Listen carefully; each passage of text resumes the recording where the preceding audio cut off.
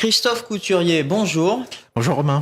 Vous êtes le directeur général de Ecofi Investissement. Alors Ecofi Investissement, c'est une société de gestion filiale du Crédit Coopératif. Vous avez connu une très bonne année 2014 puisque les encours dépassent aujourd'hui 7 milliards d'euros. La collecte nette a été supérieure à 500 millions d'euros et tous les fonds de la gamme ont une performance positive sur 3 ans. Oui, effectivement, c'est sans doute vrai puisque sur ces 3 dernières années, on a constaté à la fois la baisse des taux et l'augmentation des marchés actions. Donc, dans toutes les classes d'actifs, la valeur des titres s'est améliorée, y compris d'ailleurs sur la classe d'actifs du crédit qui se comporte très bien depuis ces 3 dernières années. Alors, la marque de fabrique d'Ecofi Investissement, c'est que c'est un des principaux gestionnaires de fonds ISR, Investissement Socialement Responsable. Oui, c'est véritablement pour nous un axe très important, dans la mesure où notre actionnaire Crédit Coopératif est la banque de référence de l'économie sociale.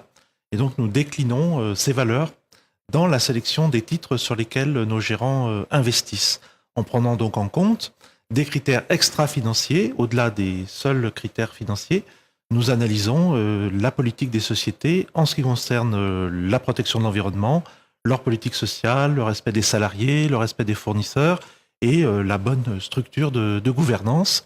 Et donc cela nous sert pour améliorer l'analyse, améliorer la performance des fonds, puisque avec une vision plus large, on arrive à être peut-être encore plus sélectif et plus pertinent. Christophe Couturier, le mot d'ordre d'Ecofi Investissement pour l'avenir, c'est actif pour le futur. Alors, quels sont vos projets pour 2015 ? Alors, pour 2015, on reste optimiste pour l'instant sur les marchés et on essaie aussi d'être utile à l'économie, d'être enraciné, si vous voulez, dans l'économie réelle, puisque la finance n'a d'objet que de financer le développement des personnes, de leurs projets ou de leur épargne. Et donc, on réfléchit, c'est un projet pour l'instant, on réfléchit à des fonds d'investissement dans les petites entreprises ou dans l'économie réelle, de manière à faciliter, si vous voulez, le financement de ces PME qui ont du mal à trouver du crédit aujourd'hui. Alors, ça veut dire que vous iriez jusqu'au crowdfunding ? Oh, peut-être pas, parce que le crowdfunding est un investissement en capital bien spécifique. Non, on restera sur de l'analyse tout à fait classique sur des entreprises ayant des projets de développement et qui recherchent des financements.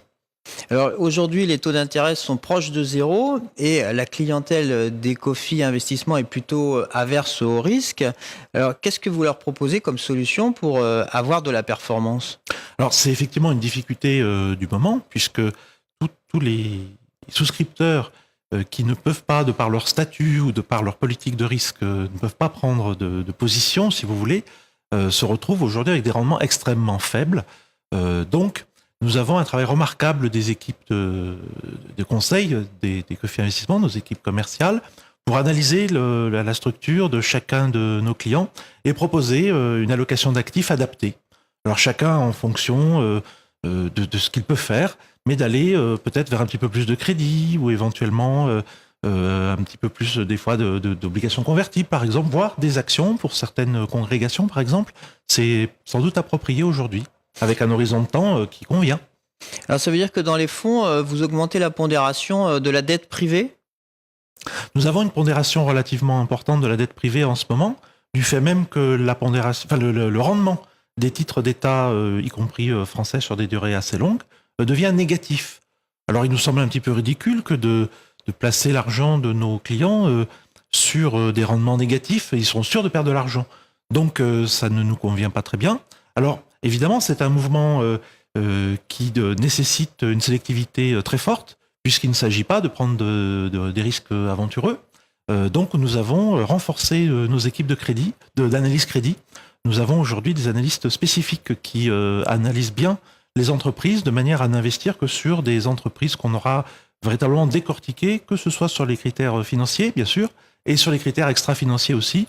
Donc finalement, une méthodologie assez robuste qui, jusqu'à présent, donne toute satisfaction. Alors sur les actions, malgré les incertitudes du moment, vous êtes assez optimiste. Oui, dans la mesure où malgré tout, nous prenons la photo, la situation n'est pas très bonne. Il y a une morosité certaine, des risques importants éventuellement de décroissance des prix. Néanmoins, il nous semble que la dynamique, même si elle est très lente, la dynamique est positive. On le voit aux États-Unis où ce redémarrage de l'économie américaine est bien engagé. La Réserve fédérale, Banque centrale américaine, a pu arrêter ses injections de liquidités. Elle commence déjà à réfléchir à normaliser sa politique en remontant ses taux très progressivement.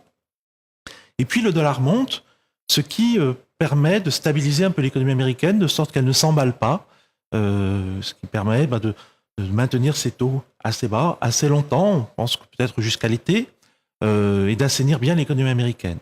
Donc, on reste optimiste sur la croissance de l'économie américaine. À titre d'illustration, la création d'emplois, qui était de 1 600 000 emplois en 2012, est passée à 2 300 000 emplois en 2013 et 2 900 000 en 2014, avec 91% d'emplois à temps plein contre 65% l'année d'avant.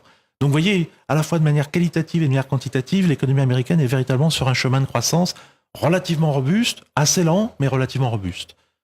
Grâce à la hausse du dollar, nous pensons que cette croissance va se transmettre aux pays européens. Cela est également aidé par la baisse des prix de l'énergie, qui est très importante, pratiquement de moitié. Donc la baisse des prix de l'énergie va injecter 0,8% de croissance dans l'économie de la zone euro. La baisse du dollar va injecter de l'ordre de 1,6% de croissance dans l'économie de la zone euro. Alors la France en profitera un petit peu moins. Par exemple, sur le pétrole, on est beaucoup moins dépendant que d'autres pays grâce à notre parc nucléaire. Mais néanmoins, la France en profitera quand même. Donc on envisage une croissance française 2015 de l'ordre de 1%, voire un peu plus. Donc, évidemment, pas de quoi être euphorique, pas de quoi non plus faire baisser le chômage, mais malgré tout, une dynamique qui devrait s'améliorer en France, dans les pays de la zone euro. Et donc tout cela concourt à ce que finalement notre scénario de redémarrage lent et progressif se confirme. Dans un contexte comme celui-ci, les bénéfices des entreprises devraient s'améliorer par une petite augmentation d'activité, et puis mécaniquement, par la hausse du dollar, des grandes valeurs exportatrices comme LVMH, L'Oréal, l'Air Liquide, Schneider, sont des valeurs qui profitent de la hausse du dollar mécaniquement dans leurs résultats. Donc pour l'actionnaire, les bénéfices vont s'améliorer. Et aujourd'hui, si l'on regarde le taux de capitalisation, la valorisation des actions par rapport aux obligations, il n'est pas excessif. On reste sur des niveaux de 14-15, avec des taux d'intérêt très très bas qui justifieraient des ratios de capitalisation beaucoup plus importants. Donc, nous avons à la fois des éléments techniques et des éléments de conjoncture qui indiquent que les actions européennes sont sous-évaluées.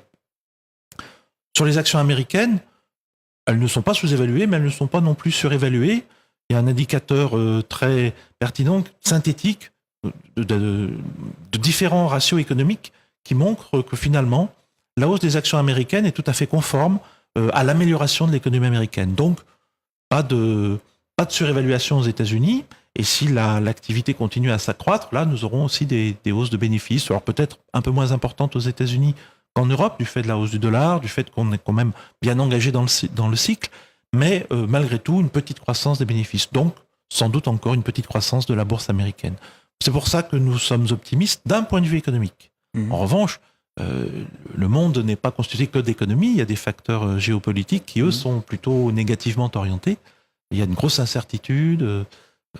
La situation en Ukraine est difficile. La Grèce aussi, peut-être. Alors la Grèce, oui, c'est peut-être moins important. Alors évidemment, faut gérer cette situation, mais il nous semble que la probabilité d'un accord est supérieure à celle d'un échec. Et puis s'il y avait un échec, les mains qui détiennent aujourd'hui la dette grecque sont plutôt des mains publiques. Donc, les pays, alors je ne dis pas que c'est agréable, mais enfin, ça n'est pas susceptible d'entraîner des faillites en chaîne, comme ça aurait pu être le cas en 2011. Donc finalement, nous ne sommes pas trop inquiets sur la Grèce. Mais il faut regarder avec vigilance, parce qu'il peut y avoir des remous, des trous d'air. Et sur le terrain économique, vous écartez le scénario déflationniste. Alors il faut bien distinguer, il y a des pressions déflationnistes incontestables, la compétition est très forte. Si cette compétition conduit les entrepreneurs à baisser leurs prix alors que leur structure de coût de revient ne le permet pas, eh bien petit à petit leur marge s'érode, ils ne peuvent plus investir, voire ils font faillite, et ça détruit le tissu économique. c'est la mauvaise baisse des prix, c'est la déflation. En revanche, la baisse des prix qui est due à la baisse des prix de l'énergie, c'est de la désinflation. Elle est positive parce qu'en fait, elle va injecter du pouvoir d'achat pour les ménages. Alors, la mesure, par exemple, aux États-Unis, c'est pratiquement 300 milliards de dollars d'injection de pouvoir d'achat. Pas de liquidité, là, c'est du vrai pouvoir d'achat qui est injecté chaque année. Donc, le consommateur dépensant moins à la pompe, le prix du gallon d'essence est passé de 3,7 à 2 dollars. Donc, on voit que tout cet argent qui n'est pas dépensé en pétrole, ils peuvent le dépenser à d'autres choses, à faire tourner l'économie. Ça donne confiance au consommateur. Donc, il a à nouveau recours au crédit à la consommation qui repart. Alors, c'est pas non plus l'envolée, mais on voit bien que ça repart. Et de ce fait, les entrepreneurs ont aussi confiance sur le fait qu'ils vont pouvoir vendre leurs produits et donc ils réinvestissent aussi. Donc tout ça est plutôt vertueux. Là, c'est la bonne désinflation. Même si la croissance des prix est négative, c'est de la bonne désinflation car elle se fait par injection de pouvoir d'achat et relance de l'activité. Christophe Couturier, merci. Merci Romain.